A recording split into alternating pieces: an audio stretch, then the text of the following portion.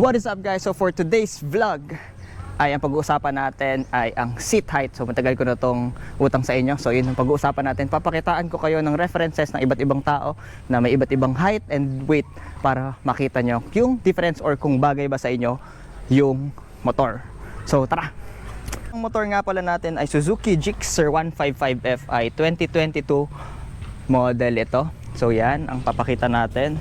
By the way, may iba't ibang factors na to consider para sa seat height. So unang-una syempre is yung tangkad nyo, and then susunod is yung IMSIM, which is yung haba ng legs nyo, and then sunod ay yung lapad ng upuan. So ito kasing si Gixxer ay malapad yung upuan niya, so kahit hindi naman siya ganun kataas ay medyo tiptoe ako sa kanya dahil nga malapad siya. Yun. So I think you get the point. So without further ado, yan, punta na tayo sa mga references.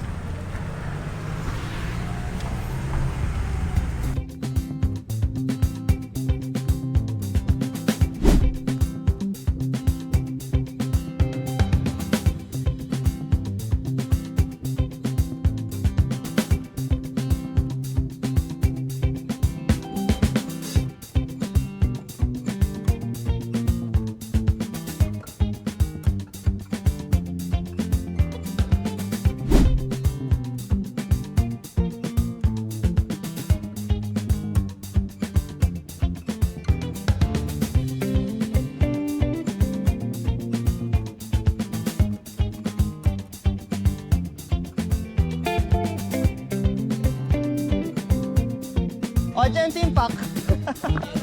Oh, Tingin dito, tingin dito.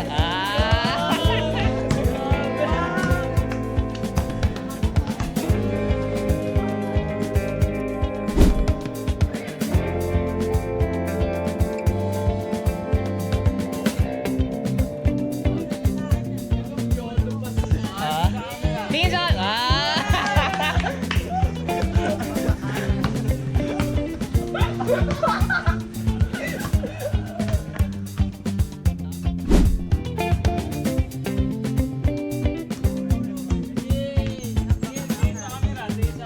Kawai. Okay.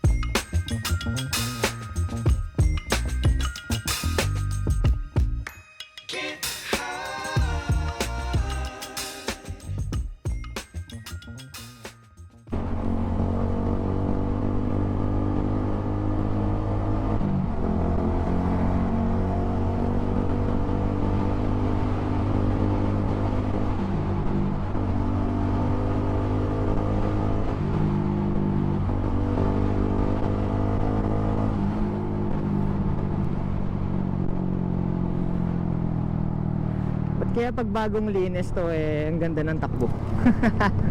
Hindi ko alam.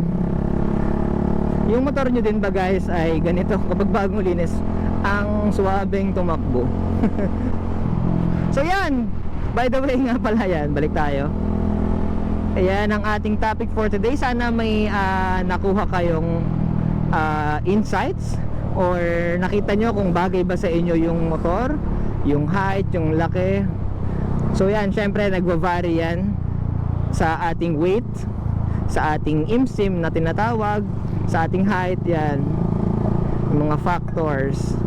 Pero more likely 5'4 to 5'9, 5'10 yan, goods na goods ang laki, yung taas ng Gixxer. So ano pang hinihintay nyo? Bili na. Pansin ko kasi mostly na mga nagko-comments or nagtatanong ay kung okay ba siya sa long ride, komportable ba. And then the other one is yung seat height. Abot ba niya? 5'4", 5'5 siya? Mukha bang malaki? Mukha bang maliit? So yan, sinagutan natin yung isa sa tanong nyo. Binigyan na natin kayo ng reference sa seat height niya. So generally masasabi ko hindi naman siya talaga din ng kataas. Pero kasi napapatiptoe kami, like for me example, kasi nga dahil malapad yung upuan niya, which is a good thing for me, lalo kapag mahilig kayo sa long rides na lagi din tinatanong ng iba. Bakit? Kasi syempre pag malapad yung upuan mo, mas nakakagalaw ka pag nangangalay ka. Yan, pwede kang mag-iikot, pwede kang pumuwit. Nakalimutan ko lang kung aling vlog ko yun, pero pinakita ko na yun yung ibang positions ko dito kapag long ride, pag nangangalay ako. So ayan, kung tinatanong nyo ulit ngayon kung komportable siya sa long ride, ay guys, nakapunta na nga ako ng Ilocos Norte ng gamit to from Bulacan. So 1,200 kilometers balikan. Yan, syempre plus yung mga ikot-ikot na doon. And then nakapagpangasinan na rin tayo, Kasiguran, Aurora, tsaka Dingalan. Yan. So goods na goods, lalo kung ka-size ko kayo 5'6", na syempre hindi naman siguro ganun kalayo yung haba ng arms natin, ng legs natin. Mostly the same lang tayo. So yan, komportable naman sa akin.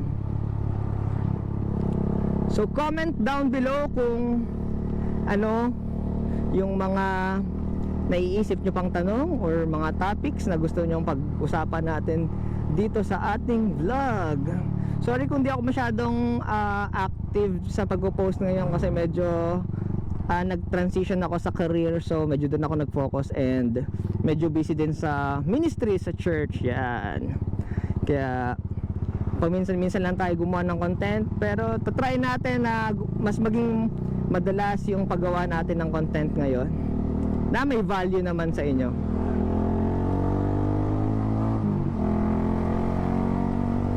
At uulan na naman. So yan, hanggang dito na lang muna ang ating vlog. Kung di ka pa naka-subscribe, bossing, ay please do subscribe dito sa YouTube. Meron din tayong FB page, Kenya Travel, and then sa TikTok, I think Kenya Travel on YT ata, or Kenya Travel lang ang aking pangalan. Siyempre doon sa TikTok ay short form contents lang tayo doon. So ang main talaga natin platform is itong YouTube. So yan, going back, maraming salamat sa panonood, and ride safe, bossing. Bye bye, God bless.